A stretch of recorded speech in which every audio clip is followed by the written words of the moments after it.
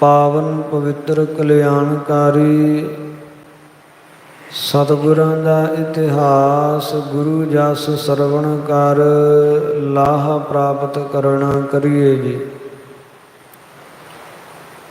ਸੋ ਕੱਲ ਦੇ ਦੀਵਾਨਾਂ ਅੰਦਰ ਆਪ ਗੁਰਸਿੱਖ ਸੰਗਤਾਂ ਪ੍ਰਸੰਗ ਸਰਵਣ ਕੀਤਾ ਕਿ ਧੰਨ ਕਲਗੀਧਰ ਪਾਤਸ਼ਾਹ ਸਤਿਗੁਰੂ ਸ੍ਰੀ ਗੁਰੂ ਗੋਬਿੰਦ ਸਿੰਘ ਸਾਹਿਬ ਮਹਾਰਾਜ ਸਾਹਿਬ ਜੀ ਨੇ ਬਹੁਤ ਸੁੰਦਰ ਸੋਹਣਾ ਅਤੇ ਵੱਡਾ ਨਗਾਰਾ ਤਿਆਰ ਕਰਵਾਇਆ। ਮਸੰਦਾਂ ਨੇ ਬਥੇਰੀ ਚੇਸ਼ਟਾ ਕੀਤੀ, ਯਤਨ ਕੀਤਾ ਕਿ ਨਗਾਰਾ ਨਾ ਬਣੇ, ਪਰ ਕਲਗੀਆਂ ਵਾਲੇ ਪਾਤਸ਼ਾਹ ਸਤਿਗੁਰਾਂ ਨੂੰ ਕੌਣ ਰੋਕ ਸਕਦਾ ਹੈ। ਅਦੁੱਤੀ ਨਗਾਰਾ ਤਿਆਰ ਹੋ ਕੇ ਆਇਆ ਤੇ ਕੜਾ ਪ੍ਰਸ਼ਾਦੀ ਦੇਗ ਕਰਕੇ ਵੱਡੇ ਗੁਰਾਂ ਦੇ ਚਰਨਾਂ ਵਿੱਚ ਅਰਦਾਸ ਕਰਕੇ ਗੁਰਾਂ ਨਗਾਰਾ ਵਜਵਾਇਆ। ਉਪਰੰਤ ਨਗਾਰੇ ਨੂੰ ਘੋੜੇ ਤੇ ਕੱਸ ਕੇ ਸਤਿਗੁਰੂ ਜੀ ਸੰਗੀ ਸੂਰਮਿਆਂ ਸੰਯੁਗਤ ਸ਼ਿਕਾਰ ਖੇਲਣ ਨੂੰ ਚੱਲ ਪਏ ਆ। ਤੇ ਕਰਮਦਰ ਚੱਲਦਿਆਂ ਹੋਇਆਂ ਸ੍ਰੀ ਅਨੰਦਪੁਰ ਸਾਹਿਬ ਨਗਰੀ ਤੋਂ ਉੱਤਰ ਦੀ ਦਿਸ਼ਾ ਵੱਲ ਨੂੰ ਗਏ ਹੈ ਤੇ ਜੰਗਲ ਵਿੱਚ ਜਾ ਕੇ ਅਨੇਕਾਂ ਹਿਰਨ ਆਦਿ ਜਿਹੜੇ ਜੀਵ ਹਨ ਉਹਨਾਂ ਮਿਰਗਾਂ ਦਾ ਸਤਿਗੁਰੂ ਜੀ ਸ਼ਿਕਾਰ ਖੇਲਦੇ ਹੈ। ਜਿਹੜੇ ਸਤਿਗੁਰਾਂ ਦੇ ਕਰ ਕਬਲਾਂ ਦੁਆਰਾ ਜੀਵ ਮਾਰੇ ਜਾਂਦੇ ਉਹ ਦੇਵਲੋਕ ਨੂੰ ਚਲੇ ਜਾਂਦੇ ਹੈ। ਭਾਵ ਇਹ ਜਿਹੜੇ ਬੰਧਨ ਹੈ ਜਮਨ ਮਰਨ ਦੇ ਇਹਨਾਂ ਤੋਂ ਛੁੱਟ ਕੇ ਮੋਖਸ਼ ਪਦ ਨੂੰ ਪ੍ਰਾਪਤ ਹੁੰਦੇ ਆ। ਸੋ ਕਲਗੀਆਂ ਵਾਲੇ ਪਾਤਸ਼ਾਹ ਜੰਗਲ ਵਿੱਚ ਸੰਗੀ ਫੌਜਾਂ ਸੰਯੁਗਤ ਸ਼ਿਕਾਰ ਖੇਲ ਰਹੇ। ਇਹ ਪ੍ਰਸੰਗ ਆਪਾਂ ਪਿਛਲੇ ਦੀਵਾਨਾਂ ਅੰਦਰ ਸਰਵਣ ਕਰ ਚੁੱਕੇ ਹਾਂ। ਇਸ ਤੋਂ ਅੱਗੋਂ ਪਾਵਨ ਕਥਾ ਦੀ ਆਰੰਭਤਾ ਹੋ ਰਹੀ ਹੈ। ਕਲਿਆਣਕਾਰੀ ਸਤਿਗੁਰਾਂ ਦਾ ਇਤਿਹਾਸ ਸਰਵਣ ਕਰ ਲਾਹ ਪ੍ਰਾਪਤ ਕਰਨਾ ਕਰੀਏ ਜੀ। ਸਤਨਾਮ ਸ੍ਰੀ ਵਾਹਿਗੁਰੂ ਸਾਹਿਬ ਜੀਓ। ਕਿਤ ਕਾ ਤੁਫੰਗਨ ਸੰਗ ਸੰਘਾਰੇ। ਕਈ ਜਿਹੜੇ ਜੰਗਲੀ ਜੀਵ ਹੈ ਉਹਨਾਂ ਨੂੰ ਸਤਿਗੁਰਾਂ ਨੇ ਤੀਰਾਂ ਦੇ ਨਾਲ ਸ਼ਿਕਾਰ ਕੀਤਾ ਅਤੇ ਕਈ ਜਿਹੜੇ ਆ ਤੁਫੰਗਨ ਨਾਮ ਬੰਦੂਕਾਂ ਦੇ ਨਾਲ ਗੋਲੀ ਚਲਾ ਕੇ ਤੇ ਉਹਨਾਂ ਦਾ ਸ਼ਿਕਾਰ ਕੀਤਾ ਹੈ। ਹੋ ਜਾਹੈ ਸੁਬਟ ਤਵਾਏ ਅਗਾਰੇ। ਸੂਰਮੇ ਆਪਣੇ ਘੋੜਿਆਂ ਨੂੰ ਦੜਾ ਕੇ ਤੇ ਜੰਗਲ ਦੇ ਵਿੱਚੋਂ ਸ਼ਿਕਾਰ ਖੋਜਦੇ ਹੈ, ਲੱਭਦੇ ਹੈ। ਅਨਗ ਚੰਖਾਰ ਸਸੇ ਤਹਿ ਗੇਰੇ। ਅਨੇਕਾਂ ਹੀ ਜਿਹੜੇ ਚੰਖਾਰ ਜੰਗਲ ਦੇ ਜੀਵ ਹਨ ਤੇ ਸਸੇ ਸਹੇ ਜਿਹੜੇ ਹੈ ਇਹਨਾਂ ਨੂੰ ਸ਼ਿਕਾਰ ਕਰਦੇ ਹੈ। ਬਾਵਰ ਸਹਿਤ ਬਾਂਧ ਕਰ ਘੇਰੇ। ਤੇ ਕਈ ਬਾਵਰ ਨਾਮ ਜਾਲ ਦੇ ਵਿੱਚ ਪਕੜ ਕੇ ਕਈਆਂ ਨੂੰ ਜਾਲ ਵਿਛਾ ਕੇ ਪਕੜ ਕੇ ਤੇ ਉਹਨਾਂ ਨੂੰ ਗੇਰਦੇ ਹੈ, ਸੁੱਟਦੇ ਹੈ। ਏਮ ਬਿਲਾਸ ਬਨ ਮਹਿ ਵੱਡ ਕਰਤੇ। ਇਸ ਤਰ੍ਹਾਂ ਕਲਗੀਆਂ ਵਾਲੇ ਪਾਤਸ਼ਾਹ ਸਤਿਗੁਰੂ ਜੀ ਬਨ ਜੰਗਲ ਦੇ ਵਿੱਚ ਬਹੁਤ ਵਿਲਾਸ ਨਾਮ ਕੌਤਕ ਕਰਦੇ ਹੈ। ਜਾਤ ਬ੍ਰਿਸ਼ਨ ਕੇ ਪੁੰਜ ਨਿਹਰਤੇ। ਅਤੇ ਅਨੇਕਾਂ ਹੀ ਜਾਤੀਆਂ ਦੇ ਜੋ ਬ੍ਰਿਖਸ਼ ਹੈ, ਅਨੇਕਾਂ ਹੀ ਸ਼੍ਰੇਣੀਆਂ ਦੇ ਜਿਹੜੇ ਜੰਗਲ ਵਿੱਚ ਦਰਖਤ ਹੈ ਉਹਨਾਂ ਨੂੰ ਨਿਹਰਤੇ ਨਾਮ ਵੇਖਦੇ ਹੋਏ ਜਾ ਰਹੇ ਹੈ। ਸਨੇ ਸਨੇ ਪਹੁੰਚੇ ਤਹਿ ਜਾਈ। ਹੌਲੀ ਹੌਲੀ ਇਉਂ ਜੰਗਲ ਵਿੱਚ ਜਾਂਦਿਆਂ ਹੋਇਆਂ ਕਲਗੀਆਂ ਵਾਲੇ ਪਾਤਸ਼ਾਹ ਉੱਥੇ ਪਹੁੰਚ ਗਏ ਹੈ। ਕਿਤਕ ਦੂਰ ਰਹਿ ਗੋ ਗਿਰ ਰਾਈ। ਜਿੱਥੋਂ ਗਿਰ ਰਾਈ ਪਹਾੜੀ ਰਾਜਾ ਭੀਮ ਚੰਦ ਦਾ ਜੋ ਅਸਥਾਨ ਵਿਲਾਸਪੁਰ, ਜਿੱਥੋਂ ਕਿੰਨੀ ਕੁ ਦੂਰ ਰਹਿ ਗਿਆ, ਭਾਵ ਬਿਲਾਸਪੁਰ ਦੇ ਨਿਕਟ ਹੀ ਪਹੁੰਚਿਆ ਕਲਗੀਧਰ। ਧੁੰਦਬ ਨਾਮ ਗੁਰੂ ਤਬ ਰਾਖਾ। ਉਸ ਵੇਲੇ ਕਲਗੀਧਰ ਪਾਤਸ਼ਾਹ ਸਤਿਗੁਰਾਂ ਨੇ ਧੁੰਦਬ ਦਾ ਨਗਾਰੇ ਦਾ ਨਾਮ ਰੱਖਿਆ। ਸਭ ਕੇ ਸੁਨਤਿਓ ਉੱਚੇ ਭਾਖਾ। ਦੇ ਸਾਰਿਆਂ ਗੁਰਸਿੱਖਾਂ ਦੇ ਸੂਰਮਿਆਂ ਦੇ ਸੁਣਦਿਆਂ ਹੋਇਆਂ ਉੱਚੀ ਆਵਾਜ਼ ਵਿੱਚ ਸਤਿਗੁਰਾਂ ਕਿਹਾ, ਗੁਰ ਘਰ ਕੋ ਰਣਜੀਤ ਨਗਾਰਾ। ਕਿ ਭਾਈ ਗੁਰਸਿੱਖੋ, ਇਹ ਜਿਹੜਾ ਨਗਾਰਾ ਹੈ ਇਹ ਗੁਰੂ ਘਰ ਦਾ ਨਗਾਰਾ, ਰਣਜੀਤ ਨਗਾਰਾ ਹੈ। ਦੋਹਰੀ ਚੋਬ ਦੇਹੋ ਬਲ ਧਾਰਾ। ਤੇ ਰਣਜੀਤ ਜੋ ਰਣ ਭੂਮੀ ਵਿੱਚ ਜਿੱਤਾਂ ਹਾਸਲ ਕਰਾਉਣ ਵਾਲਾ ਹੈ, ਐਸਾ ਰਣਜੀਤ ਨਗਾਰਾ ਜਿਹੜਾ ਹੈ, ਸਤਿਗੁਰੂ ਜੀ ਕਹਿਣ ਲੱਗੇ ਦੋਹਰੀਆਂ ਚੋਬਾਂ ਲਾਓ। ਸੁਨਹਿ ਦੂਰ ਲਗ ਜ਼ਾਹਰ ਹੋਵੇ। ਤਾਂ ਕਿ ਦੂਰ ਤੱਕ ਇਸ ਨਗਾਰੇ ਦੀ ਧੁਨੀ ਆਵਾਜ਼ ਸੁਣਾਈ ਦੇਵੇ ਅਤੇ ਨਗਾਰੇ ਦੀ ਗੂੰਜ ਇਹ ਪਹਾੜਾਂ ਦੇ ਵਿੱਚ ਗੂੰਜੇ, ਤਾਂ ਕਿ ਜ਼ਾਹਰ ਹੋਵੇ, ਇਹ ਵਿਦਿਤ ਹੋਵੇ, ਪ੍ਰਗਟ ਹੋਵੇ ਕਿ ਸਤਿਗੁਰਾਂ ਦਾ ਇਹ ਰਣਜੀਤ ਨਗਾਰਾ ਵੱਜਿਆ। ਦੇਸ਼ ਨਿਕਟ ਕੋ ਲੱਖ ਲੱਖ ਜੋਵੈ।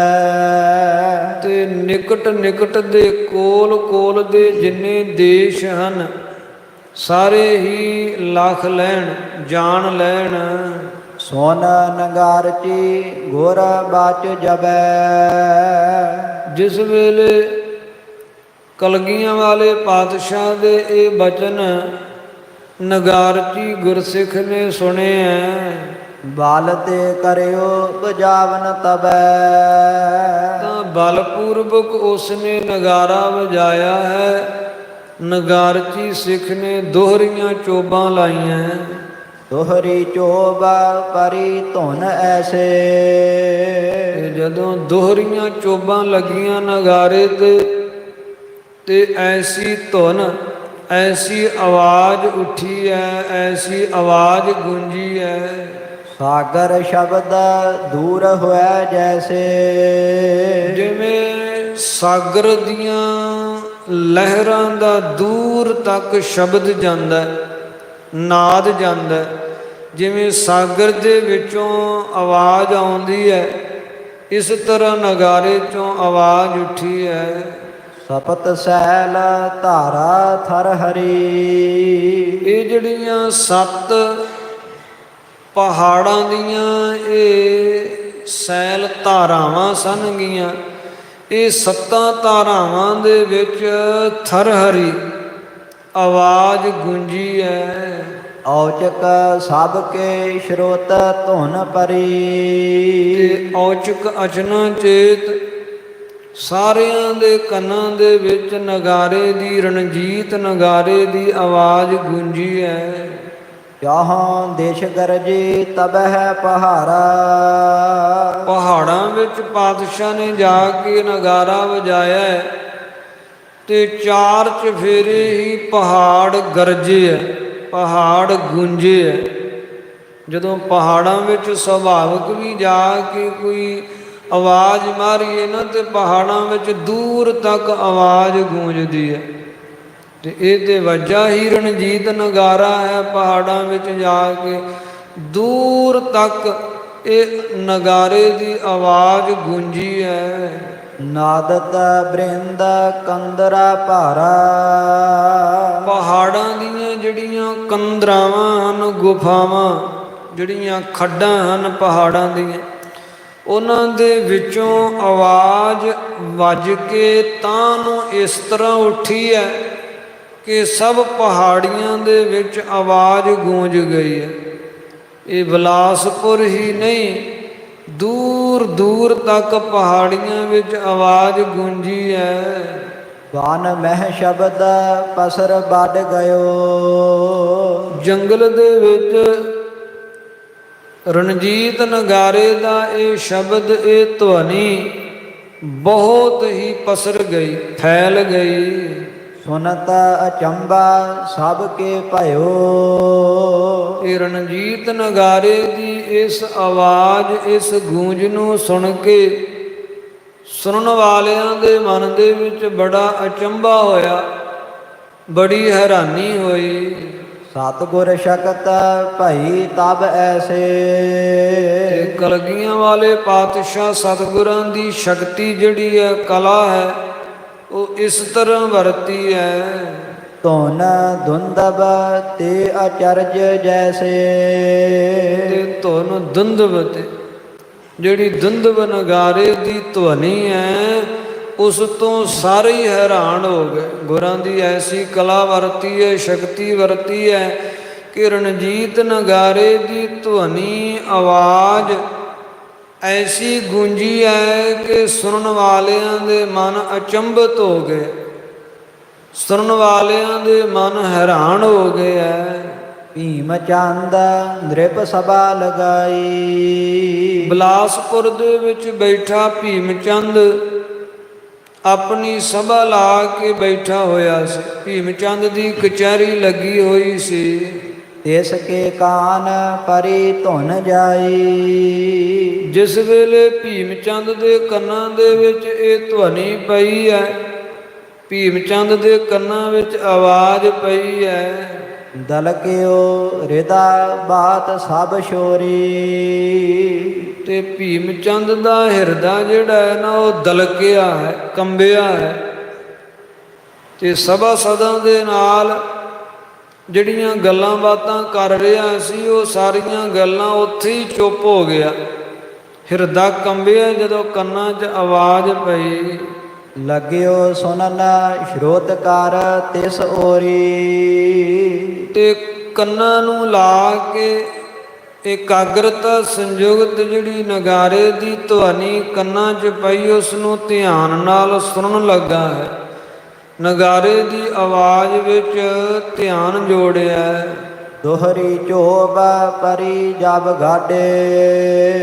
ਤੇ ਜਿਸ ਵੇਲੇ ਦੋਹਰੀ ਚੋਬ ਸਤਿਗੁਰਾਂ ਦੇ ਨਗਾਰਚੀ ਸਿੱਖ ਨੇ ਲਾਈ ਹੈ, ਤੇ ਦੋਹਰੀ ਚੋਬ ਜਿਵੇਂ ਲਗਾਤਾਰ ਲੱਗ ਰਹੀ ਹੈ ਨਾ, ਉਹ ਆਵਾਜ਼ ਨਾਲ ਜੁੜਦੀ ਆਵਾਜ਼ ਹੋਰ ਦੂਰ ਤੱਕ ਪਹੁੰਚ ਰਹੀ ਹੈ। ਤੇ ਭੀਮ ਚੰਦ ਕੰਨ ਲਾ ਕੇ ਸੁਣ ਰਿਹਾ ਹੈ। ਸੋਨ ਸੋਨ ਸਭ ਮਨ ਸ਼ੰਕਾ ਬਾਡੇ। ਤੇ ਭੀਮ ਚੰਦ ਦੇ ਨਾਲ ਨਾਲ ਉਹਦੇ ਸਭਾ ਸਦ ਜਿਹੜੇ ਹੈ, ਮੰਤਰੀ ਗਣ, ਵਜ਼ੀਰ, ਉਹ ਵੀ ਸੁਣਨ ਲੱਗੇ ਹੈ। ਤੇ ਨਗਾਰੇ ਦੀ ਆਵਾਜ਼ ਸੁਣ ਕੇ ਸਾਰੀ ਸਭਾ ਦੇ ਮਨ 'ਚ ਬੜਾ ਅਚੰਭਾ ਹੋਇਆ। ਸਾਰੀ ਭੀਮ ਚੰਦ ਦੀ ਸਭਾ ਹੈਰਾਨ ਹੋਈ ਹੈ। ਮਹਿ ਪਾਲਕ ਢਿਗ ਸਚਵ ਨਿਹਾਰਾ। ਤੇ ਮਹਿ ਪਾਲਕ ਜਿਹੜਾ ਰਾਜਾ ਹੈ ਭੀਮ ਚੰਦ, ਉਸਨੇ ਆਪਣੇ ਕੋਲ ਖਲੋਤਾ ਸਚਿਵ ਮੰਤਰੀ ਵੇਖਿਆ। ਹਿਤ ਬੂਝਨ ਕੇ ਤਬ ਹੈ ਉਚਾਰਾ।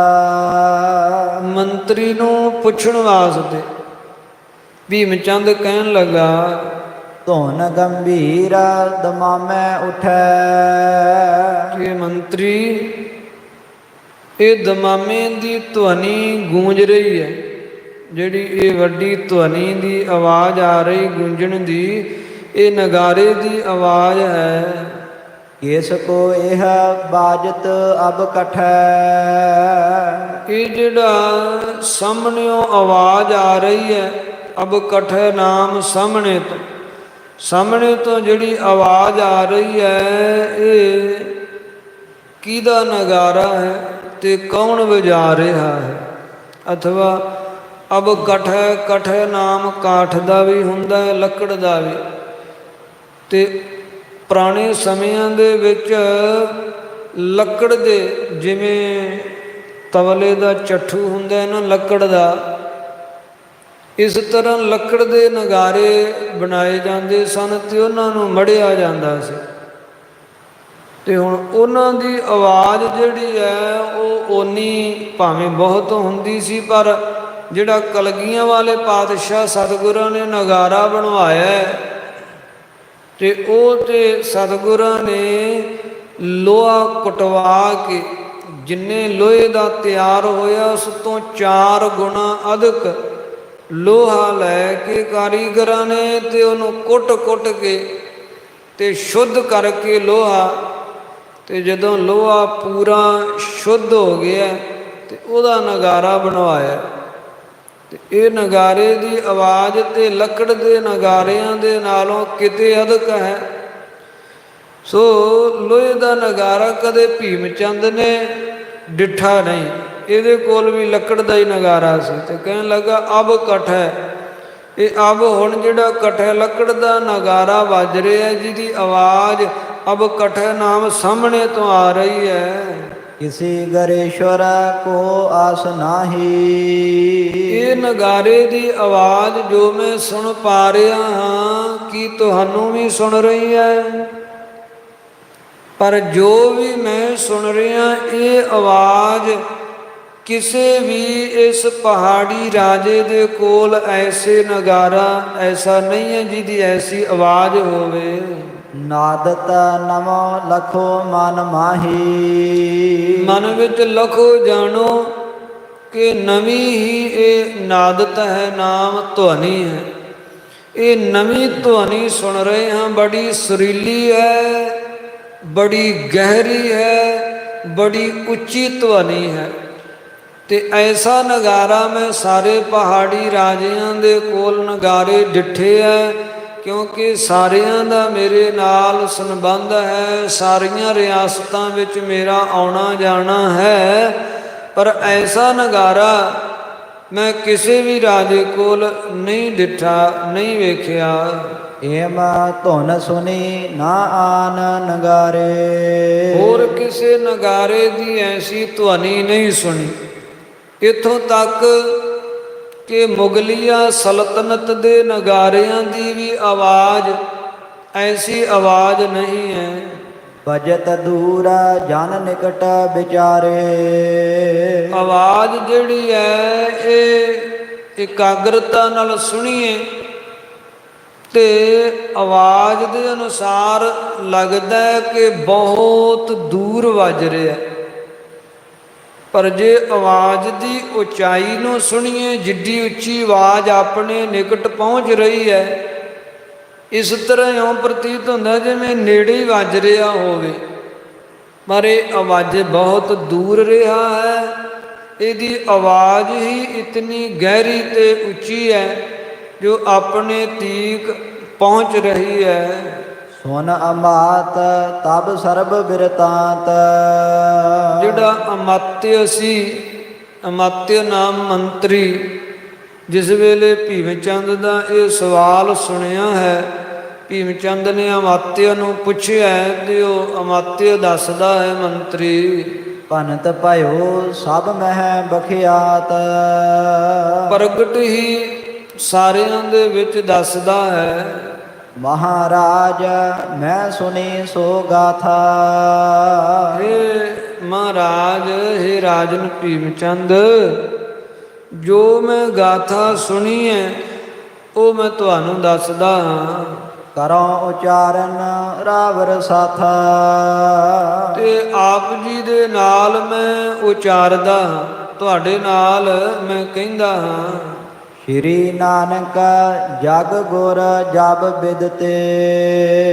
ਜਗਤ ਦੇ ਵਿੱਚ ਬਿਦਤ ਪ੍ਰਗਟ ਹੀ ਜਗਤ ਗੁਰੂ ਬਾਬਾ ਧੰਨ ਗੁਰੂ ਸ੍ਰੀ ਗੁਰੂ ਨਾਨਕ ਦੇਵ ਮਹਾਰਾਜ ਸਾਹਿਬ ਜੀ ਹੋਏ, ਜੋ ਜਾਹਰ ਪੀਰ ਜਗਤ ਗੁਰ ਬਾਬਾ ਸੰਸਾਰ ਵਿੱਚ ਬਿਦਤ ਹਨ, ਪ੍ਰਗਟ ਹਨ। ਜਿਨ ਕੋ ਜਸ ਸੁਨੀਅਤ ਜੇਤ ਕੇਤ ਤੇ। ਜਿਨ੍ਹਾਂ ਦਾ ਜਸ ਜਿੱਥੇ ਕਿੱਥੇ ਚੌਂ ਕੁੰਟਾਂ ਦੇ ਵਿੱਚ ਸੁਣਾਈ ਦਿੰਦਾ ਹੈ, ਜਿਨ੍ਹਾਂ ਦੀ ਉਪਮਾ ਚੌਂ ਚੱਕਾਂ ਦੇ ਵਿੱਚ ਪ੍ਰਗਟ ਹੈ।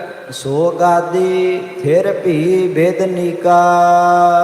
ਉਹ ਧੰਨ ਗੁਰੂ ਨਾਨਕ ਦੇਵ ਮਹਾਰਾਜ ਸਾਹਿਬ ਜੀ ਦੀ ਗੁਰਤਾ ਗੱਦੀ ਸੰਸਾਰ ਦੇ ਵਿੱਚ ਸਥਿਤ ਹੋਈ। ਉਹ ਧੰਨ ਗੁਰੂ ਨਾਨਕ ਦੇਵ ਮਹਾਰਾਜ ਸਾਹਿਬ ਜੀ ਦੀ ਗੁਰਤਾ ਗੱਦੀ ਸੰਸਾਰ ਦੇ ਵਿੱਚ ਚੱਲੀ। ਬੈਠਿਓ ਸ੍ਰੀ ਛੋਟੀ ਕੁਲ ਟੀਕਾ। ਤੇ ਉਸ ਗੱਦੀ ਦੇ ਉੱਤੇ ਜਿਸ ਵੇਲੇ ਸੋਢੀ ਸੁਲਤਾਨ ਮੀਰੀ ਪੀਰੀ ਦੇ ਮਾਲਕ ਸੋਢੀ ਕੁਲ ਦੇ ਟਿੱਕਾ ਸਰੂਪ ਧੰਨ ਗੁਰੂ ਹਰਗੋਬਿੰਦ ਸਾਹਿਬ ਪਾਤਸ਼ਾਹ ਜੀ ਟਿਕੇ। ਸ੍ਰੀ ਹਰਗੋਬਿੰਦ ਜੋਧਾ ਬਲੀ। ਜੋ ਸਤਿਗੁਰੂ ਜੀ ਬੜੇ ਵੱਡੇ ਯੋਧੇ ਤੇ ਬਹੁਤ ਬਲੀ ਨਾਮ ਬਹਾਦਰ ਸਨ। ਲਰਿਓ ਸ਼ਾਹੋ ਸੋ ਜੈ ਕਰ ਭਲੀ। ਤੇ ਜਿਨ੍ਹਾਂ ਦਾ ਸ਼ਾਹਜਹਾਂ ਦੇ ਨਾਲ ਜੰਗ ਹੋਇਆ ਤੇ 4 ਵਾਰੀ ਜੰਗ ਹੋਇਆ ਤੇ 4 ਵਾਰੀ ਜਿਨ੍ਹਾਂ ਨੇ ਜੰਗ ਵਿੱਚੋਂ ਜਿੱਤਾਂ ਹਾਸਲ ਕੀਤੀਆਂ। 4 ਵਾਰੀ ਹੀ ਘਮਾਸਾਨ ਦਾ ਜੰਗ ਸ਼ਾਹੀ ਫੌਜ ਨਾਲ ਹੋਇਆ। ਕੇਤਕ ਸੂਬੇ ਸੈਨ ਸਮੇਤ। ਕਿੰਨੇ ਕੁ ਸੂਬੇ ਸੈਨਾ ਸੰਯੁਗਤ। ਸ਼ਸਤਰ ਸਾਥ ਰਾਖੇ ਰਣ ਖੇਤ। ਸ਼ਸਤਰਾਂ ਸੰਯੁਗਤ ਰਣ ਭੂਮੀ ਵਿੱਚ ਧਰਾਸ਼ਾਹੀ ਕਰ ਦਿੱਤੇ ਸਤਿਗੁਰਾਂ ਨੇ।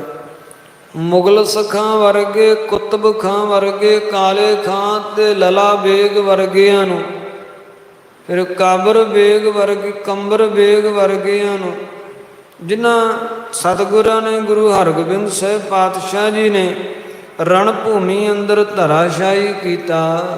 ਵੀਰ ਬਹਾਦਰ ਵਿਦਤਿਓ ਘਨੋ। ਬੜੇ ਵੱਡੇ ਵੀਰ ਸੂਰਮੇ ਸਨ ਤੇ ਬੜੇ ਵੱਡੇ ਬਹਾਦਰ ਸਨ। ਸਾਰੇ ਜਗਤ ਦੇ ਵਿੱਚ ਜਿਨ੍ਹਾਂ ਦੇ ਬਲ ਦਾ ਪ੍ਰਤਾਪ ਵਿਦਿਤ ਸੀ, ਪ੍ਰਗਟ ਸੀ। ਤਦ ਧੀਰਗ ਦੁਆਪਰ ਤਨ ਮਨੋ। ਤੇ ਜਿਨ੍ਹਾਂ ਦੇ ਸਰੀਰ ਦਾ ਕੱਦ ਵੀ ਏਡਾ ਵੱਡਾ ਸੀ ਕਿ ਮਾਨੋ ਜਿਵੇਂ ਦੁਆਪਰੀ ਹੋਣ, ਕਿਉਂਕਿ ਦੁਆਪਰ ਯੁੱਗ ਦੇ ਵਿੱਚ ਜਿਹੜੇ ਕੱਦ ਸਨ ਉਹ ਹੋਰ ਅਧਿਕ ਵੱਡੇ ਹੋਇਆ ਕਰਦੇ ਸਨ। ਜਿਵੇਂ ਜਿਵੇਂ ਇਹ ਯੁੱਗਾਂ ਦੀ ਤਬਦੀਲੀ ਹੋਈ ਹੈ, ਸਤਿਯੁਗ, ਤ੍ਰੇਤਾ, ਦੁਆਪਰ, ਕਲਯੁਗ, ਤਿਵੇਂ ਤਿਵੇਂ ਇਹ ਸਰੀਰਾਂ ਦੇ ਤਥਾ ਸਮਸਤ ਜੀਵਾਂ ਦੇ ਕੱਦ ਜਿਹੜੇ ਹੈ ਉਹਨਾਂ ਵਿੱਚ ਵੀ ਤਿਵੇਂ ਤਿਵੇਂ ਜਿਹੜੀ ਹੈ ਉਹ ਘਾਟ ਆਉਂਦੀ ਗਈ ਹੈ। ਗੁਰੂ ਪਿਆਰਿਓ, ਕਥਾ ਆਉਂਦੀ ਹੈ ਨਾ, ਜਿਸ ਵੇਲੇ ਰੇਵਤ ਰਾਜੇ ਦੀ ਪੁੱਤਰੀ ਰੇਵਤੀ, ਸਤਿਯੁਗ ਦਾ ਰਾਜਾ ਸੀ ਰਾਜਾ ਰੇਵਤ, ਤੇ ਰੇਵਤ ਰਾਜੇ ਦੀ ਪੁੱਤਰੀ ਜਿਹੜੀ ਰੇਵਤੀ ਸੀ ਉਹਦੇ ਵਾਸਤੇ ਉਚਿਤ ਵਰ ਰਾਜਾ ਲੱਭ ਰਿਹਾ ਸੀ ਤੇ ਨਹੀਂ ਲੱਭਾ ਤੇ ਬ੍ਰਹਮਾ ਦੇ ਪਾਸ ਗਿਆ, ਬ੍ਰਹਮ ਲੋਕ ਦੇ ਵਿੱਚ, ਕਿ ਤੁਸੀਂ ਦੱਸੋ ਮੇਰੀ ਪੁੱਤਰੀ ਦੇ ਵਾਸਤੇ ਉਚਿਤ ਵਰ। ਤੇ ਹੁਣ ਇਸ ਪ੍ਰਿਥਵੀ ਤਲ ਦਾ ਸਮਾਂ ਤੇ ਬ੍ਰਹਮ ਲੋਕ ਦਾ ਸਮਾਂ ਦੋਨਾਂ ਵਿੱਚ ਅੰਤਰਾ ਹੈ। ਇਹ ਜਿਹੜੀ ਪ੍ਰਿਥਵੀ ਹੈ, ਮਾਤ ਲੋਕ ਹੈ, ਇੱਥੇ ਸਮਾਂ ਬਹੁਤ ਰਫ਼ਤਾਰ ਨਾਲ ਚੱਲਦਾ ਹੈ ਤੇ ਇਸ ਤੋਂ ਬਾਹਰ ਜਦ ਬ੍ਰਹਮ ਲੋਕ ਜਾਂ ਸ਼ਿਵ ਲੋਕ ਆਦਿ ਜਿਹੜੇ ਹਨ ਉੱਥੇ ਜਾਈਏ ਤੇ ਸਮੇਂ ਦੀ ਗਤੀ ਬਹੁਤ ਧੀਮੀ ਹੋ ਜਾਂਦੀ ਹੈ। ਇਹ ਅੱਜ ਵੀ ਸਾਇੰਟਿਸਟ ਲੋਕਾਂ ਨੇ ਇਸ ਤਰ੍ਹਾਂ ਦੇ ਤਜਰਬੇ ਕੀਤੇ ਹੈ ਤੇ ਇਹ ਸੱਤਿਅ ਹੈ। ਹੁਣ ਵੀ ਸਾਇੰਟਿਸਟ ਲੋਕ ਜਿਸ ਵੇਲੇ ਆਪਣੇ ਗ੍ਰਹਿ ਉਪਗ੍ਰਹਿ ਇਸ ਅਵਨੀ ਤਲ ਤੋਂ ਅਨਿਆ ਗ੍ਰਹਿਆਂ ਨੂੰ ਛੱਡਦੇ ਹੈ ਤਾਂ ਫਿਰ ਇਸ ਅਵਨੀ ਤੋਂ ਜਦ ਧਰਤੀ ਤੋਂ ਬਾਹਰ ਅੰਤਰਿਕਸ਼ ਦੇ ਵਿੱਚ ਜਾਂਦੇ ਹਨ ਗ੍ਰਹਿ, ਇਹਨਾਂ ਦੇ ਛੱਡੇ ਹੋਏ ਉਪਗ੍ਰਹਿ, ਤੇ ਜਾਂ ਉਹਨਾਂ ਦੇ ਵਿੱਚ ਜਿਵੇਂ ਜਿਸ ਤਰ੍ਹਾਂ ਸਪੇਸ ਸਟੇਸ਼ਨ ਦੇ ਵਿੱਚ ਜਿਹੜੇ ਹੈ ਆਦਮੀ ਰਹਿੰਦੇ ਜਾਂਦੇ ਹਨ, ਉੱਥੇ ਸਮੇਂ ਦੀ ਗਤੀ ਧੀਮੀ ਹੋ ਜਾਂਦੀ ਹੈ। ਮੰਨੋ ਕਿ ਉੱਥੇ ਜੇ ਕੋਈ ਆਦਮੀ 1 ਮਹੀਨਾ ਵੀ ਲਾ ਕੇ ਆਉਂਦਾ ਹੈ ਨਾ ਆਕਾਸ਼ ਵਿੱਚ, ਤੇ ਪ੍ਰਿਥਵੀ ਤੇ ਸਮਾਂ ਸਾਲਾਂ ਦੇ ਬੰਦੀ ਗੁਜ਼ਰ ਜਾਂਦਾ। ਅੱਜ ਵੀ ਇਸ ਤਰ੍ਹਾਂ ਹੈ, ਕਿਉਂਕਿ ਸਮਾਂ ਮਾਤਲੋਕ ਤੇ ਬਹੁਤ ਰਫਤਾਰ ਵਿੱਚ ਹੈ। ਕੇਵਲ ਸਾਇੰਟਿਸਟ ਲੋਕਾਂ ਦਾ ਕਥਨ ਵੀ ਹੈ ਤੇ ਗ੍ਰੰਥਾਂ ਵਿੱਚ ਵੀ ਆਉਂਦਾ ਹੈ। ਭਾਈ ਗੁਰਦਾਸ ਜੀ ਲਿਖਦੇ ਹਨ ਕਿ ਜਦੋਂ ਇਸ ਅਵਨੀ ਤਲ ਦਾ ਜਿਹੜਾ ਸਮਾਂ ਹੈ ਉਹ 4 ਚੌਂਕੜੀਆਂ ਲੰਘ ਜਾਣ, ਤਾਂ ਕਹਿੰਦੇ ਉਸ ਵੇਲੇ ਫਿਰ ਇੰਦਰ ਦਾ 1 ਦਿਨ ਬਣਦਾ ਤੇ 14 ਵਾਰ ਵਿਨਾਸ਼ ਕਾਲ। ਇੰਦਰ 14 ਵਾਰੀ ਰਾਜ ਕਰਕੇ ਮਰ ਜਾਵੇ ਤੇ ਬ੍ਰਹਮਾ ਦਾ 1 ਦਿਵਸ ਕਹਾਏ। ਤੇ ਧੰਦੇ ਹੀ ਬ੍ਰਹਮਾ ਮਰੇ, ਲੋਮਸ਼ ਦਾ 1 ਰੋਮਸ਼ ਦਾਏ। ਲੋਮਸ਼ ਬ੍ਰਹਮਾ ਦਾ ਪੁੱਤਰ ਹੈ, ਬ੍ਰਹਮਾ ਧੰਦਾ ਕਰਦਿਆਂ ਮਰ ਜਾਂਦਾ। 14 ਵਾਰੀ ਇੰਦਰ ਰਾਜ ਕਰਕੇ ਮਰੇ ਤੇ 1 ਦਿਨ ਬ੍ਰਹਮਾ ਦਾ ਹੁੰਦਾ। ਕਦੋਂ ਸਾਲ ਹੋਣਾ, ਕਦੋਂ ਜਾ ਕੇ ਉਹਦੀ ਉਮਰਾਂ ਪੂਰੀ ਹੋਣੀ ਹੈ ਤੇ ਕਦੋਂ ਉਹਨੇ ਮਰਨਾ। ਇਹ ਕਹਿੰਦੇ ਧੰਦੇ ਹੀ ਬ੍ਰਹਮਾ ਮਰੇ, ਬ੍ਰਹਮਾ ਮਰ ਜਾਂਦਾ। ਲੋਮਸ਼ ਜੋ ਸਨਾਤਨ ਮਤ ਦਾ ਇੱਕ ਪ੍ਰਥਾ ਮਰਜ਼ਾਦਾ ਹੈ ਕਿ ਪਿਤਾ ਮਰਨ ਤੋਂ ਪੁੱਤਰ ਦਾ ਸਿਰ ਮੁੰਡਨ ਕਰ ਦਿੰਦੇ ਆ। ਲੋਮਸ਼ ਆਪਣਾ 1 ਵਾਲ ਕਹਿੰਦੇ ਪੁੱਟ ਕੇ ਸੁੱਟ ਦਿੰਦਾ। ਉਹ ਕਹਿੰਦਾ ਪਿਓ ਤੇ ਰੋਜ਼ ਹੀ ਮਰਦਾ, ਰੋਜ਼ ਕੌਣ ਮੁੰਡਨ ਕਰਵਾਵੇ। ਇਸ ਤਰ੍ਹਾਂ ਸਮੇਂ ਦੀ ਗਤੀ ਵੱਖ-ਵੱਖ ਸਥਾਨਾਂ ਤੇ ਵੱਖ-ਵੱਖ ਤਰੀਕਿਆਂ ਦੇ ਨਾਲ ਚੱਲਦੀ ਹੈ ਤੇ ਸਭ ਤੋਂ ਤੇਜ਼ ਸਮਾਂ ਇਸ ਅਵਨੀ ਤਲ ਤੇ ਚੱਲਦਾ। ਸੋ ਰੇਵਤ ਰਾਜਾ ਆਪਣੀ ਪੁੱਤਰੀ ਰੇਵਤੀ ਨੂੰ ਲੈ ਕੇ ਬ੍ਰਹਮ ਲੋਕ ਵਿੱਚ ਗਿਆ। ਉਚਿਤ ਵਰ ਦੀ ਖੋਜ ਆਸ ਤੇ ਪੁੱਛਿਆ। ਬ੍ਰਹਮਾ ਕਹਿਣ ਲੱਗਾ ਤੁਸੀਂ ਬ੍ਰਹਮ ਲੋਕ ਵਿੱਚ ਆਇਓ, ਜਦੋਂ ਹੁਣ ਮਾਤ ਲੋਕ ਤੇ ਜਾਵੋਗੇ ਤੇ ਉੱਥੇ ਤ੍ਰੇਤਾ ਤੇ ਲੰਘ ਹੀ ਗਿਆ। ਸਤਯੁਗ ਵਿੱਚ ਗਏ ਸੀ, ਤ੍ਰੇਤਾ ਵੀ ਸਾਰਾ ਲੰਘ ਗਿਆ, ਤੁਹਾਡੇ ਅਵਨੀ ਤਲ ਤੇ ਪਹੁੰਚਦੇ ਆ ਦੁਆਪਰ ਯੁੱਗ ਆ ਜਾਣਾ। ਇਹ ਕੋਈ ਮਿੱਥ ਗੱਲਾਂ ਨਹੀਂ ਹਨ ਗੁਰੂ ਪਿਆਰਿਓ, ਇਹ ਹਕੀਕਤ ਹੈ। ਬ੍ਰਹਮਾ ਕਹਿਣ ਲੱਗਾ ਤੁਸੀਂ ਮਾਤਲੋਕ ਤੇ ਜਾਓ ਤੇ ਉਦੋਂ ਮਾਤਲੋਕ ਤੇ ਦੁਆਪਰ ਯੁੱਗ ਲੱਗਾ ਹੋਇਆ ਹੋਵੇਗਾ ਤੇ ਦੁਆਪਰ ਯੁੱਗ ਦੇ ਅਵਤਾਰ ਭਗਵਾਨ ਕ੍ਰਿਸ਼ਨ ਜੀ ਉਹ ਵੀ ਮਾਤਲੋਕ ਤੇ ਹੀ ਹੋਣਗੇ। ਉਹਨਾਂ ਦਾ ਵੱਡਾ ਭਰਾ ਬਲਰਾਮ ਉਹ ਉਚਿਤ ਹੈ, ਯੋਗ ਹੈ, ਉਹਦੇ ਨਾਲ ਆਪਣੀ ਪੁੱਤਰੀ ਦਾ ਜਿਹੜਾ ਉਹ ਰਿਸ਼ਤਾ ਕਰ ਦਿਓ। ਸੋ ਰੇਵਤ ਰਾਜਾ ਮਾਤਲੋਕ ਤੋਂ ਬ੍ਰਹਮ ਲੋਕ ਗਿਆ ਹੈ, ਉੱਥੇ ਜਾ ਕੇ ਤੇ ਵਾਪਸ ਮਾਤਲੋਕ ਤੇ ਆਇਆ ਤੇ ਇੰਨੇ ਜਾ ਕੇ ਆਉਣ ਜਿੰਨੇ ਸਮੇਂ ਵਿੱਚ ਇੱਥੇ ਯੁੱਗ ਪਲਟੀ ਹੋ ਗਏ, ਯੁੱਗ ਤਬਦੀਲ ਹੋ ਗਏ। ਸਤਯੁਗ ਵੀ ਗੁਜ਼ਰ ਗਿਆ, ਤ੍ਰੇਤਾ ਤੇ ਸਾਰਾ ਹੀ ਲੰਘ ਗਿਆ ਵਿੱਚੋਂ ਤੇ ਦੁਆਪਰ ਆ ਗਿਆ। ਤੇ ਜਿਸ ਵੇਲੇ ਦੁਆਰਕਾ ਦੇ ਵਿੱਚ ਪਹੁੰਚਿਆ ਤੇ ਉੱਥੇ ਫਿਰ ਬਲਰਾਮ ਦੇ ਨਾਲ ਰੇਵਤੀ ਦਾ ਜਿਹੜਾ ਹੈ ਉਹ ਰਿਸ਼ਤਾ ਤੈਅ ਕੀਤਾ ਹੈ। ਸਾਰੀ ਕਥਾ ਪੁਰਾਣਾ ਵਿੱਚ ਵੀ ਹੈ ਤੇ ਦਸਮ ਗੁਰੂ ਗ੍ਰੰਥ ਸਾਹਿਬ ਜੀ ਵਿੱਚ ਵੀ ਕਲਗੀਆਂ ਵਾਲੇ ਪਾਤਸ਼ਾਹ ਸਤਿਗੁਰੂ ਜੀ ਅੰਕਿਤ ਕਰਦੇ ਆ। ਹੁਣ ਉਹ ਰੇਵਤੀ ਸਤਯੁਗ ਦੀ ਸੀ, ਬਹੁਤ ਵੱਡਾ ਕੱਦ ਸੀ ਉਹਦਾ, ਤੇ ਜਿਹੜਾ ਬਲਰਾਮ ਸੀ ਇਹ ਦੁਆਪਰ ਯੁੱਗ ਦਾ ਸੀ। ਸਤਯੁਗ ਦੇ ਜਿਹੜਾ ਹੈ ਉਦੋਂ ਦੇ ਕੱਦਾਂ ਨਾਲੋਂ ਦੁਆਪਰ ਵਿੱਚ ਕੱਦ ਜਿਹੜੇ ਉਹ ਘਟ ਗਏ ਸਨਗੇ। ਉਸ ਵੇਲੇ ਫਿਰ ਇਸ ਬਲਰਾਮ ਨੇ ਆਪਣੇ ਹਲ ਦੇ ਨਾਲ ਰੇਵਤੀ ਦੇ ਮੋਢੇ ਤੇ ਹਲ ਰੱਖ ਕੇ ਤੇ ਉਹਦਾ ਕੱਦ ਜਿਹੜਾ ਆਪਣੇ ਬਰਾਬਰ ਦਾ ਕੀਤਾ ਸੀ। ਇਹ ਕਥਾ ਦਸਮ ਗੁਰੂ ਗ੍ਰੰਥ ਸਾਹਿਬ ਜੀ ਵਿੱਚ ਅੰਕਿਤ ਹੈ। ਇਹ ਕਥਾ ਤੋਂ ਭਾਵ ਕਿ ਪ੍ਰਥਮਲਿਆਂ ਸਮਿਆਂ ਵਿੱਚ ਕੱਦ ਬਹੁਤ ਵੱਡੇ ਹੋਇਆ ਕਰਦੇ ਸਨ। ਜਿਵੇਂ ਰਾਮ ਜੀ ਦੇ ਕੱਦ ਦੀ ਕਥਾ ਆਉਂਦੀ ਹੈ, ਰਮਾਇਣ ਵਿੱਚ ਵੀ ਆਉਂਦੀ ਹੈ, ਇਸ ਤਰ੍ਹਾਂ ਦਸਮ ਗੁਰੂ ਗ੍ਰੰਥ ਸਾਹਿਬ ਜੀ ਵਿੱਚ ਵੀ ਅੰਕਿਤ ਹੈ ਕਿ 9 ਤਾੜ ਦਾ ਕੱਦ ਸੀ ਤ੍ਰੇਤੇ ਦੇ ਵਿੱਚ। ਇੱਕ ਤਾੜ ਦਾ ਦਰਖਤ ਜਿਹੜਾ ਹੈ ਨਾ, ਉਹ ਕਰੀਬ 150-200 ਫੁੱਟ ਉੱਚਾ ਹੁੰਦਾ ਤਾੜ ਦਾ ਦਰਖਤ। ਹਿਮਾਲਿਆ ਪਰਬਤ ਦੀਆਂ ਪਹਾੜੀਆਂ ਵੱਲ ਤਾੜ ਦੇ ਦਰਖਤ ਹੁੰਦੇ ਆ, ਤੇ ਉਹ ਜਿੱਡੇ ਜਿੱਡੇ ਨਿਸ਼ਾਨ ਸਾਹਿਬ ਇਹਨਾਂ ਨੂੰ ਉੱਚੇ ਹੁੰਦੇ ਆ ਤਾੜ ਦੇ ਦਰਖਤ। ਤੇ 9 ਤਾੜ ਦੇ ਕੱਦ ਹੁੰਦੇ ਸਨਗੇ ਤ੍ਰੇਤੇ ਯੁੱਗ ਦੇ ਵਿੱਚ।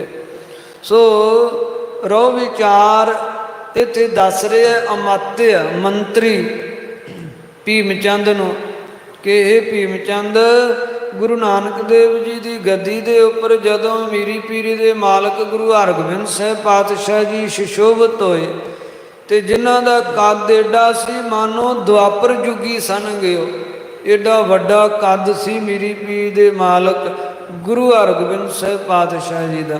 ਇਤਿਹਾਸ ਗਵਾਹ ਗੁਰੂ ਪਿਆਰਿਓ, ਜਦੋਂ ਗੋਇੰਦਵਾਲ ਸਾਹਿਬ ਦੀਆਂ ਗਲੀਆਂ ਦੇ ਵਿੱਚੋਂ ਦੀ ਮੀਰੀ ਪੀਰੀ ਦੇ ਪਾਤਸ਼ਾਹ ਲੰਘਦੇ ਨਾ, ਤੇ ਗਲੀਆਂ ਦੇ ਵਿੱਚੋਂ ਦੀ ਸਿੱਧੇ ਲੰਘਿਆਂ ਫਸ ਜਾਂਦੇ ਸਨ। ਏਡੀ ਚੌੜੀ ਛਾਤੀ ਸੀ ਮੀਰੀ ਪੀਰੀ ਦੇ ਮਾਲਕ ਗੁਰੂ ਹਰਗੋਬਿੰਦ ਸਾਹਿਬ ਪਾਤਸ਼ਾਹ ਦੇ।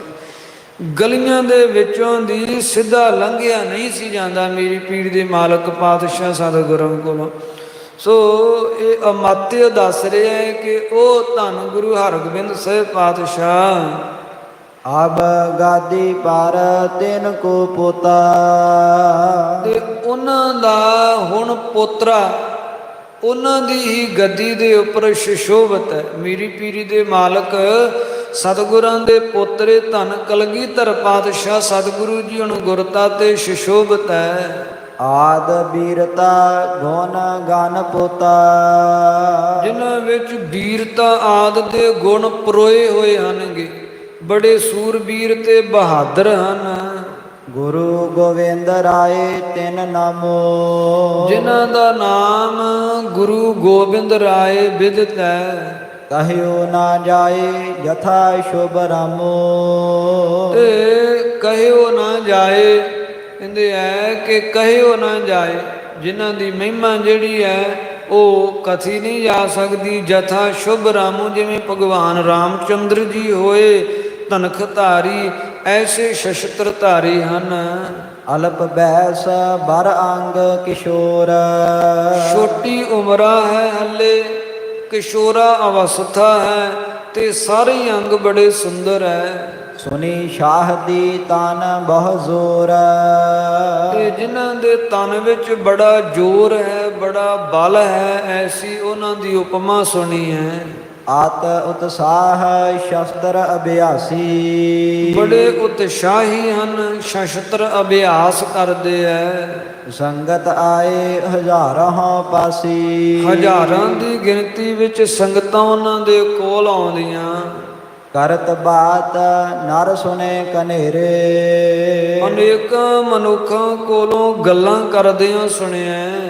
ਤੀਰਨ ਵਿਦਿਆ ਨਿਪੁੰਨ ਬਡੇਰੇ, ਕਿ ਤੀਰੰਦਾਜ਼ੀ ਦੀ ਵਿਦਿਆ ਵਿੱਚ ਬੜੇ ਪ੍ਰੰਗਤ ਹਨ ਕਲਗੀਆਂ ਵਾਲੇ।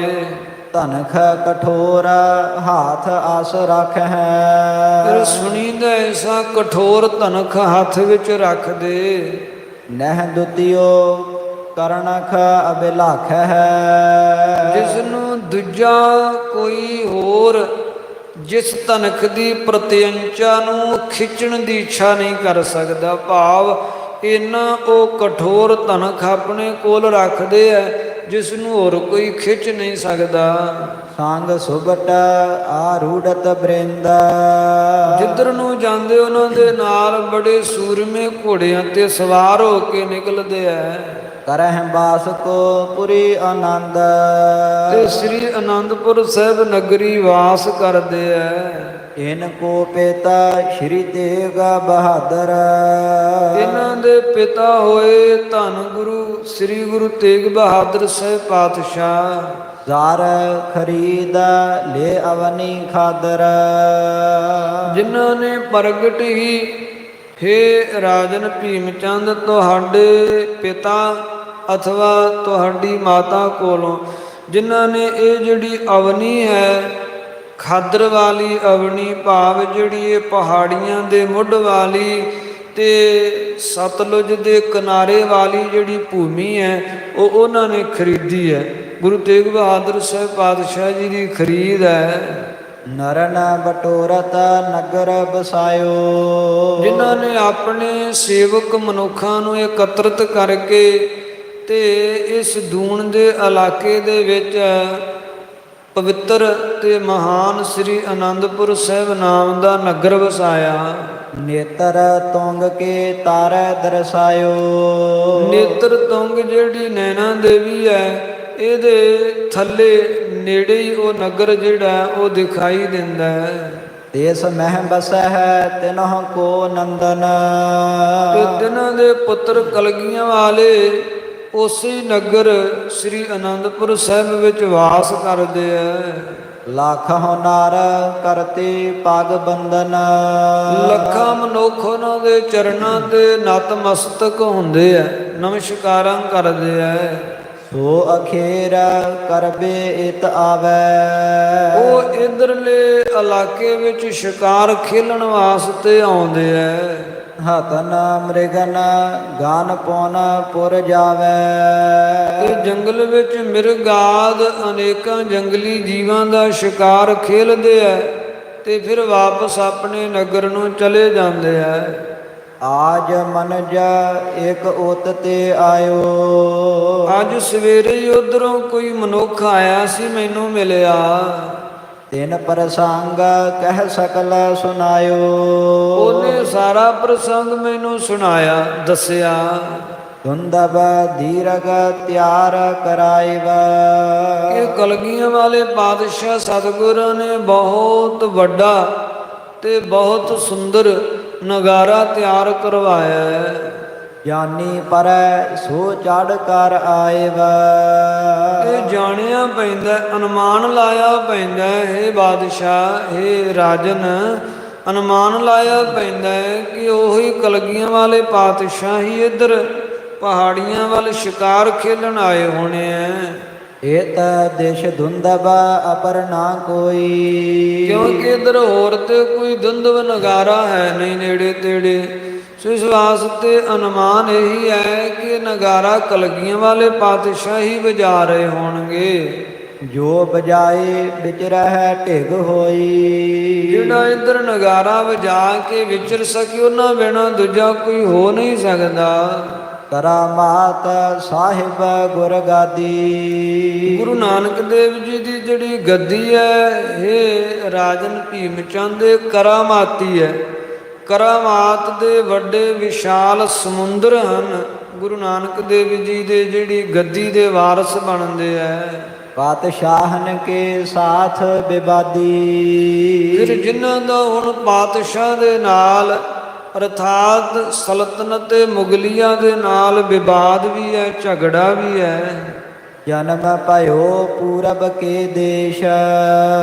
ਪੂਰਬ ਦੇਸ਼ ਵਿੱਚ ਜਿਨ੍ਹਾਂ ਦਾ ਜਨਮ ਹੋਇਆ, ਪਟਨੇ ਵਿੱਚ ਜਿਨ੍ਹਾਂ ਅਵਤਾਰ ਲਿਆ। ਪ੍ਰਤਪਾਰਨ ਜਬ ਭਏ ਵਿਸ਼ੇਸ਼। ਤੇ ਉੱਥੇ ਪਰਵਰਿਸ਼ ਹੋਈ ਇਹਨਾਂ ਦੀ ਜਦੋਂ 5 ਸਾਲਾਂ ਦੇ ਹੋਏ। ਪੇਤ ਕੇ ਪੁਰ ਮੈਂ ਆਏ ਬਿਰਾਜੇ। ਤੇ ਉਦੋਂ ਤੋਂ ਹੀ ਉੱਥੋਂ ਆ ਗਏ, ਥੋੜਾ ਸਮਾਂ ਲਖਨੌਰ ਰਹੇ ਤੇ ਫਿਰ ਪਿਤਾ ਦੀ ਨਗਰੀ ਸ੍ਰੀ ਅਨੰਦਪੁਰ ਸਾਹਿਬ ਨਗਰੀ ਆ ਗਏ। ਦਰਸ਼ਨ ਕਰਬੇ ਪਹੁੰਚਹਿ ਰਾਜੇ। ਜਿਨ੍ਹਾਂ ਦੇ ਦਰਸ਼ਨ ਕਰਨ ਵਾਸਤੇ ਵੱਡੇ ਵੱਡੇ ਰਾਜੇ ਵੀ ਆਉਂਦੇ ਐ। ਸੁਨਿਓ ਅਸਾਮ ਦੇਸ਼ ਤੇ ਆਇਓ। ਸੁਣਿਆ ਕਿ ਹੁਣੇ ਕੁਝ ਦਿਨ ਪਹਿਲੋਂ ਅਸਾਮ ਦੇਸ਼ ਰਾਜਾ ਰਾਮ ਦਾ ਪੁੱਤਰ ਰਤਨ ਰਾਏ ਆਇਆ ਸੀ। ਮਹਿਪਤ ਅਜਬਾ ਅਕੋਰਨ ਲਿਆਇਓ। ਤੇ ਰਤਨ ਰਾਏ ਬੜੀਆਂ ਅਜੀਬੋ ਗਰੀਬ ਤੇ ਅਸਚਰਜ ਭੇਟਾਵਾਂ ਲੈ ਕੇ ਆਇਆ ਸੀ। ਸ਼ਸਤਰ ਪੰਚਕਾਲ ਚਾਰ ਮਤੰਗ। ਇੱਕ ਪੰਚਕਲਾ ਨਾਮ ਦਾ ਸ਼ਸਤਰ ਲਿਆਇਆ। ਇੱਕੋ ਹੀ ਵਿੱਚੋਂ 5 ਤਰ੍ਹਾਂ ਦੇ ਸ਼ਸਤਰ ਨਿਕਲ ਆਉਂਦੇ ਹਨ। ਫਿਰ ਇੱਕ ਬੜਾ ਸੁੰਦਰ ਸੋਹਣਾ ਹਾਥੀ ਲੈ ਕੇ ਆਇਆ ਜਿਹਦਾ ਨਾਮ ਗੁਰਾਂ ਨੇ ਪ੍ਰਸ਼ਾਦੀ ਹਾਥੀ ਰੱਖਿਆ ਹੋਇਆ। ਬੜਾ ਸਿਆਣਾ ਹੈ, ਜੋ ਵੀ ਉਸ ਨੂੰ ਕਹੋ ਉਹੀ ਕਰਦਾ ਹੈ। ਦਰਬ ਬ੍ਰਿੰਦ ਜੁਤ ਪੰਚ ਤੁਰੰਗ। ਪੰਜ ਬੜੇ ਬਲੀ ਚੰਚਲ ਘੋੜੇ ਵੀ ਲਿਆਇਆ ਰਤਨ ਰਾਏ, ਤੇ ਬੜਾ ਧਨ ਵੀ ਗੁਰਾਂ ਨੂੰ ਉਸਨੇ ਅਰਪਣ ਕੀਤਾ। ਇਤੀ ਦੂਰ ਤੇ ਦਰਸ਼ਨ ਹੇਤ। ਇੰਨੀ ਦੂਰ ਅਸਾਮ ਤੋਂ ਦਰਸ਼ਨ ਵਾਸਤੇ ਆਇਆ। ਰਾਵ ਰੰਕ ਤਜ ਆਏ ਨਕੇਤ। ਉਹ ਰਾਵ ਰੰਕ ਹੋਰ ਸਾਰੇ ਰਾਵ ਰੰਕਾਂ ਨੂੰ ਛੱਡ ਕੇ ਗੁਰਾਂ ਦੇ ਘਰ ਆਇਆ। ਅਥਵਾ ਰਾਵ ਰੰਕ ਰਾਜੇ ਵੀ ਤੇ ਰੰਕ ਗਰੀਬ ਵੀ ਸਾਰੇ ਗੁਰੂ ਨਾਨਕ ਦੇਵ ਜੀ ਦੇ ਘਰ ਕਲਗੀਆਂ ਵਾਲੇ ਪਾਤਸ਼ਾਹ ਕੋਲ ਆਉਂਦੇ। ਰਾਵਰ ਕੇ ਸਮੀਪ ਇਹ ਰਹੈ। ਸੋ ਇਹ ਰਾਜਨ ਭੀਮ ਚੰਦ, ਜਿਨ੍ਹਾਂ ਦੇ ਦਰਸ਼ਨਾਂ ਨੂੰ ਏਡੀ ਦੂਰ ਅਸਾਮ ਦੇਸ਼, ਏਡੀ ਦੂਰੋਂ ਦਰਸ਼ਨ ਕਰਨ ਰਾਜੇ ਲੋਕ ਆਉਂਦੇ ਐ, ਉਹ ਕਲਗੀਆਂ ਵਾਲੇ ਪਾਤਸ਼ਾਹ ਤੇ ਤੁਹਾਡੇ ਕੋਲ ਹੀ ਰਹਿੰਦੇ ਐ ਇੱਥੇ ਹੀ। ਜਿਨਹੁ ਮਹਾਤਮ ਦੁਰਲਭ ਹੈ। ਜਿਨ੍ਹਾਂ ਦੀ ਮਹਿਮਾ ਬੜੀ ਵੱਡੀ ਹੈ, ਜਿਨ੍ਹਾਂ ਦਾ ਮਹਾਤਮ ਬੜਾ ਦੁਰਲਭ ਹੈ, ਨਹੀਂ ਜਾਣਿਆ ਜਾ ਸਕਦਾ। ਕਿਉ ਨਾ ਮਿਲਾਪ ਆਪ ਚਿਤ ਚਾਹੀਏ ਹੈ। ਸੋ ਆਪ ਤੁਸੀਂ ਚਿੱਤ ਵਿੱਚ ਚਾਹ ਕੇ ਉਹਨਾਂ ਨਾਲ ਕਿਉਂ ਨਹੀਂ ਮਿਲਣਾ ਚਾਹੁੰਦੇ, ਕਿਉਂ ਨਹੀਂ ਉਹਨਾਂ ਦੇ ਦਰਸ਼ਨ ਕਰਨਾ ਚਾਹੁੰਦੇ। ਦੀਰਗ ਦੁਲਾਬ ਬਸਤ ਢਿਗ ਲਹੀਐ ਹੈ। ਜਿਨ੍ਹਾਂ ਦੇ ਕੋਲ ਬੜੀਆਂ ਵੱਡੀਆਂ ਤੇ ਬੜੀਆਂ ਦੁਰਲਭ ਵਸਤੂਆਂ ਹਨ। ਅਦਕ ਤਾਰੀਫ ਕਰਤ ਨਰ ਸੁਨੇ। ਜਿਨ੍ਹਾਂ ਦੀ ਮਹਿਮਾ ਕਲਗੀਆਂ ਵਾਲੇ ਦੀ ਉਪਮਾ ਕਰਦੇ ਨੇ ਬਹੁਤ ਮਨੁੱਖ ਸੁਣੇ ਐ। ਕਾਨ ਧਾਰ ਰਾਮ ਕ੍ਰਿਸ਼ਨ ਇਹ ਬਨੇ। ਇਹ ਮਾਤ ਲੋਕ ਤੇ ਅਵਤਾਰ ਲੈ ਕੇ ਮਨੋ ਰਾਮ ਤਥਾ ਭਗਵਾਨ ਕ੍ਰਿਸ਼ਨ ਜੀ ਹੀ ਬਣੇ ਹੋਏ ਹਨਗੇ।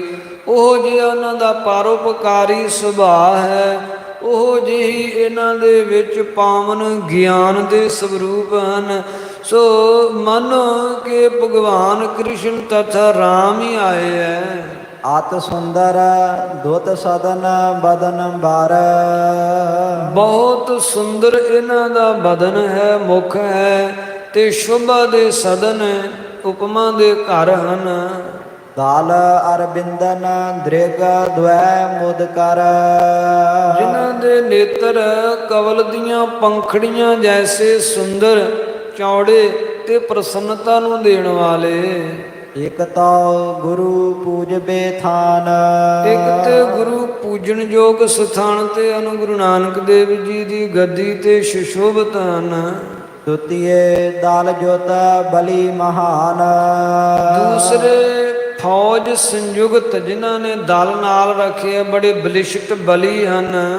ਕਰਹੁ ਸੰਦ ਬਨ ਹੈ ਸੁਖ ਦਾਏ। ਸੋ ਰਾਜਨ ਭੀਮ ਚੰਦ ਐਸੇ ਗੁਰਾਂ ਨਾਲ ਤੇ ਤੁਹਾਨੂੰ ਸੰਧੀ ਕਰ ਲੈਣੀ ਚਾਹੀਦੀ ਹੈ।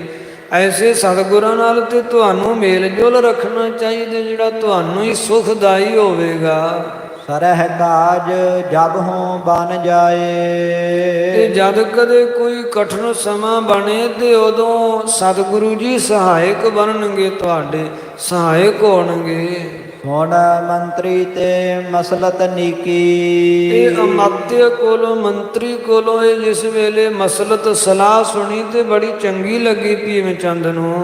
ਭੀਮ ਚੰਦ ਉਪਜੀ ਰੋਚ ਜੀ ਕੀ। ਭੀਮ ਚੰਦ ਦੇ ਹਿਰਦੇ ਦੀ ਰੁਚੀ ਜਾਗੀ ਹੈ ਕਿ ਐਸੇ ਸਤਿਗੁਰਾਂ ਨਾਲ ਮਿਲਣਾ ਚਾਹੀਦਾ ਹੈ। ਸੋ ਪ੍ਰਥਮ ਤੇ ਮਨ ਵਿੱਚ ਸ਼ਰਧਾ ਹੀ ਪੈਦਾ ਹੋਈ ਹੈ ਗੁਰੂ ਦੀ ਉਪਮਾ ਸੁਣ ਕੇ ਭੀਮ ਚੰਦ ਦੇ ਮਨ ਦੇ ਵਿੱਚ। ਕਿਉਂ ਅਮਾਤਯ ਬੜਾ ਸਿਆਣਾ ਸੀ ਮੰਤਰੀ, ਜਿਸ ਨੇ ਗੁਰਾਂ ਦੀ ਉਪਮਾ ਕਰਕੇ ਸੁਣਾਈ ਹੈ, ਤਾਂ ਕਿ ਇਹ ਭੀਮ ਚੰਦ ਦੇ ਜਿਹੜੀ ਹੈ ਉਹ ਸਤਿਗੁਰਾਂ ਨਾਲ ਸੰਧੀ ਮੇਲ ਜੋਲ ਹੋ ਜਾਵੇ। ਕਿਉਂਕਿ ਅਮਾਤਯ ਬੜਾ ਸਿਆਣਾ ਸੀ, ਦਾਨਿਸ਼ਮੰਦ ਸੀ, ਤੇ ਉਸ ਨੂੰ ਇਹ ਵੀ ਬੋਧ ਸੀ ਕਿ ਸਾਰੇ ਰਾਜੇ ਭੀਮ ਚੰਦ ਆਦਿ ਜਿੰਨੇ ਵੀ ਹੈ ਸਲਤਨਤ ਤੇ ਮੁਗਲੀਆਂ ਦੇ ਅਧੀਨ ਹੈ। ਤੇ ਕਲਗੀਧਰ ਪਾਤਸ਼ਾਹ ਸਤਿਗੁਰੂ ਜੀ ਗੁਰੂ ਤੇਗ ਬਹਾਦਰ ਸਾਹਿਬ ਜੀ ਦੇ ਪੁੱਤਰ ਹਨ। ਮੀਰੀ ਪੀਰੀ ਦੇ ਮਾਲਕ ਗੁਰਾਂ ਦੇ ਪੁੱਤਰ ਹੈ। ਉਹਨਾਂ ਦੇ ਵੱਧਦੇ ਤੇਜ ਪ੍ਰਤਾਪ ਨੂੰ ਕਦੇ ਔਰੰਗਜ਼ੇਬ ਜਰੇਗਾ ਨਹੀਂ। ਦੋ ਕਾਰਨ ਹਨਗੇ, ਇੱਕ ਤੇ ਸੁਭਾਵਿਕ ਹੀ ਵੱਧਦੇ ਤੇਜ ਨੂੰ ਉਹ ਜਰ ਨਹੀਂ ਸਕਦਾ। ਦੂਤੀ ਗੁਰੂ ਤੇਗ ਬਹਾਦਰ ਸਾਹਿਬ ਜੀ ਦੀ ਸ਼ਹਾਦਤ ਮਗਰੋਂ ਬੜਾ ਕੰਬਿਆ ਤੇ ਭੈ ਭੀਤ ਹੈ। ਉਹ ਕਦੇ ਨਹੀਂ ਚਾਹੇਗਾ ਕਿ ਕਲਗੀਆਂ ਵਾਲੇ ਪਾਤਸ਼ਾਹ ਸਤਿਗੁਰਾਂ ਦਾ ਪ੍ਰਤਾਪ ਵਧੇ, ਤੇ ਉਹ ਹਰ ਸੰਭਵ ਪ੍ਰਯਾਸ ਕਰੇਗਾ ਕਲਗੀਆਂ ਵਾਲੇ ਪਾਤਸ਼ਾਹ ਸਤਿਗੁਰਾਂ ਦੇ ਵੱਧਦੇ ਪ੍ਰਤਾਪ ਨੂੰ ਦਬਾਉਣ ਦੀ ਚੇਸ਼ਟਾ ਕਰੇਗਾ। ਤੇ ਉਹ ਇਹ ਯਤਨ ਸਿੱਧਾ ਨਹੀਂ ਕਰੇਗਾ, ਤੇ ਉਹ ਚਾਹੇਗਾ ਕਿ ਪਹਾੜੀ ਰਾਜੇ ਜਿਹੜੇ ਹੈ ਇਹਨਾਂ ਦੁਆਰਾ ਮੈਂ ਕਲਗੀਆਂ ਵਾਲੇ ਪਾਤਸ਼ਾਹ ਸਤਿਗੁਰਾਂ ਨੂੰ ਦਬਾਵਾਂ, ਕਲਗੀਆਂ ਵਾਲੇ ਪਾਤਸ਼ਾਹ ਸਤਿਗੁਰਾਂ ਦੇ ਤੇਜ ਨੂੰ ਮੈਂ ਨਸ਼ਟ ਕਰਾਂ। ਤੇ ਹੁਣ ਜੇ ਉਹ ਔਰੰਗਜ਼ੇਬ ਭੀਮ ਚੰਦ ਨੂੰ ਆਦੇਸ਼ ਦਿੰਦਾ ਹੈ, ਤੇ ਉਹਦੇ ਆਦੇਸ਼ ਨੂੰ ਮੰਨ ਕੇ ਜੇ ਭੀਮ ਚੰਦ ਗੁਰਾਂ ਨਾਲ ਲੋਹਾ ਲੈਣ ਦੀ ਵੀ ਚੇਸ਼ਟਾ ਕਰਦੇ ਹੈ, ਤੇ ਗੁਰੂ ਨਾਨਕ ਦੇਵ ਜੀ ਦੀ ਗੱਦੀ ਕਰਾਮਾਤੀ ਮੀਰੀ ਪੀਰੀ ਦੇ ਮਾਲਕ ਨਾਲ ਜੇ ਸੈਂਟਰ ਸਰਕਾਰ ਦੀ ਟੱਕਰ ਰਹੀ, ਉਹ ਨਹੀਂ ਕਲਗੀਆਂ ਮੀਰੀ ਪੀਰੀ ਦੇ ਮਾਲਕ ਦਾ ਕੁਝ ਵਿਗਾੜ ਸਕੇ, ਤੇ ਕਲਗੀਆਂ ਵਾਲੇ ਦਾ ਵਿਚਾਰਾ ਭੀਮ ਚੰਦ ਕੀ ਵਿਗਾੜ ਸਕੇਗਾ। ਇਸ ਵਾਸਤੇ ਜੇ ਸੰਧੀ ਹੋ ਜਾਵੇ ਤੇ ਔਰੰਗਜ਼ੇਬ ਦਾ ਹੁਕਮ ਆਵੇ ਵੀ, ਤੇ ਲੱਲੇ ਭੱਬੇ ਲਾ ਕੇ ਉਹਨੂੰ ਇਹ ਸਦਾ ਹੀ ਜਿਤਾਉਂਦੇ ਰਵਾਂਗੇ ਕਿ ਅਸੀਂ ਕਲਗੀਆਂ ਵਾਲੇ ਨੂੰ ਆਪਣੇ ਦਬਾਅ ਥੱਲੇ ਰੱਖਿਆ, ਅਧੀਨ ਰੱਖਿਆ, ਉਹ ਸਾਡੇ ਨਾਲ ਮੇਲ ਜੋਲ ਰੱਖਦੇ ਆ। ਇਸ ਤਰ੍ਹਾਂ ਉਹਦਾ ਮੂੰਹ ਜਿਹੜਾ ਉਹ ਬੰਦ ਕਰ ਹੀ ਰੱਖਾਂਗੇ, ਕਿਉਂਕਿ ਜੇ ਇਸ ਤਰ੍ਹਾਂ ਨਾ ਹੋਇਆ ਤੇ ਔਰੰਗਜ਼ੇਬ ਭੀਮ ਚੰਦ ਤੇ ਕਰੋਪਤ ਹੋਵੇਗਾ। ਜੇ ਭੀਮ ਚੰਦ ਸਿੱਧਾ ਗੁਰਾਂ ਨਾਲ ਟੱਕਰ ਨਹੀਂ ਲੈਂਦਾ ਤਾਂ ਸੋ ਇਤਿਹਾਸ ਰਾਜਨੀਤੀ ਦੀਆਂ ਗੱਲਾਂ ਅਮਾਤਯ ਨੇ ਵਿਚਾਰੀਆਂ, ਬੜਾ ਸਿਆਣਾ ਸੀ, ਦੂਰਅੰਦੇਸ਼ੀ ਸੀ। ਇਤਿਹਾਸ ਗੱਲਾਂ ਵਿਚਾਰ ਕੇ ਭੀਮ ਚੰਦ ਨੂੰ ਵਾਰ-ਵਾਰ ਗੁਰੂ ਉਪਮਾ ਸੁਣਾ ਕੇ ਪ੍ਰੇਰਿਤ ਕਰ ਰਿਹਾ। ਭੀਮ ਚੰਦ ਇਹ ਹਰ ਪੱਖ ਦੇ ਨਾਲ ਤੇਰੇ ਹਿੱਤ ਵਾਲੀ ਗੱਲ ਹੈ ਕਿ ਤੂੰ ਕਲਗੀਆਂ ਵਾਲੇ ਪਾਤਸ਼ਾਹ ਸਤਿਗੁਰਾਂ ਦੇ ਨਾਲ ਸੰਧੀ ਕਰੇ, ਕਲਗੀਆਂ ਵਾਲੇ ਪਾਤਸ਼ਾਹ ਸਤਿਗੁਰਾਂ ਦੇ ਪ੍ਰਤੀ ਭਾਵਨਾ ਰੱਖੇ, ਉਹਨਾਂ ਨਾਲ ਮੇਲ ਜੋਲ ਹੀ ਤੇਰੇ ਹਿੱਤ ਤਥਾ ਤੇਰੇ ਸਮੁੱਚੇ ਦੇਸ਼ ਦੀ ਕਲਿਆਣ ਦਾ ਜਿਹੜਾ ਉਹ ਇਹ ਮਤਾ ਬਣੇਗਾ, ਇਹ ਕਲਿਆਣ ਦਾ ਸਾਧਨ ਬਣੇਗਾ। ਸੋ ਮੰਤਰੀ ਦੀਆਂ ਗੱਲਾਂ ਸੁਣ ਕੇ ਭੀਮ ਚੰਦ ਦੇ ਮਨ ਵਿੱਚ ਵੀ ਸ਼ਰਧਾ ਜਾਗੀ ਤੇ ਗੁਰਾਂ ਨੂੰ ਮਿਲਣ ਦਾ ਅਭਿਲਾਖੀ ਹੋਇਆ। ਸੋ ਸਾਧ ਸੰਗਤ ਕਥਾ ਵਿਚਾਰ ਦੀ ਸਮਾਪਤੀ ਕਰਦੇ ਹਾਂ। ਤੁਛ ਬੁੱਧੀ ਦਾਸਾਂ ਦੀ ਸੁਭਾਵਕ ਅਨੇਕ ਪ੍ਰਕਾਰ ਦੀਆਂ ਗਲਤੀਆਂ ਹੋ ਗਈਆਂ, ਸਾਧ ਸੰਗਤ ਬਖਸ਼ਣ ਜੋ ਕਿਰਪਾ ਕਰਕੇ ਬਖਸ਼ ਲੈਣਾ। ਧੰਨ ਗੁਰੂ ਨਾਨਕ ਦੇਵ ਜੀ ਸ੍ਰੇਸ਼ਟ ਮਤ ਦੇਣ ਵਾਲੇ ਹਨ, ਅੱਗੇ ਵਾਸਤੇ ਸੁਧ ਕਥਾ ਵਿਚਾਰ ਕਰਨ ਦੀ ਬੁੱਧੀ ਬਖਸ਼ਣ। ਸਭ ਹੀ ਸੰਗਤਾਂ ਦੇ ਲੋਕ ਸੁਖੀਏ ਪਰਲੋਕ ਸੁਹੇਲੇ ਕਰਨ। ਸੁਣ ਮੰਤਰੀ ਤੇ ਮਸਲਤ ਨੀਕੀ, ਭੀਮ ਚੰਦ ਉਪਜੀ ਰੋਜ ਜੀ ਕੀ। ਵਾਹਿਗੁਰੂ ਜੀ ਕਾ ਖਾਲਸਾ, ਵਾਹਿਗੁਰੂ ਜੀ ਕੀ ਫਤਿਹ।